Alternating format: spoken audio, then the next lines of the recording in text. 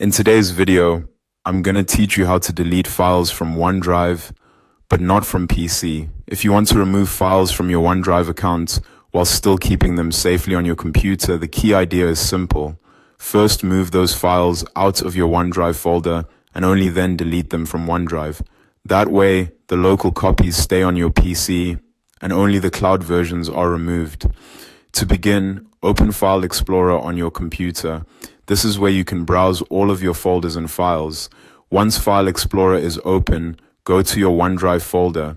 This is the folder that syncs your files with your OneDrive account, so anything stored there may also appear online.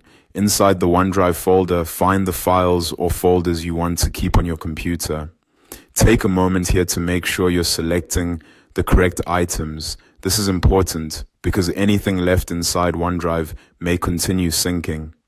Next, move or copy those selected files to a location outside of the OneDrive folder. A good option is your Documents folder or any other local folder that is stored only on your PC. If you want the files to exist in just one place on your computer, moving them is usually best. If you'd prefer to keep an extra copy temporarily, you can copy them instead. After that, wait for the files to finish moving.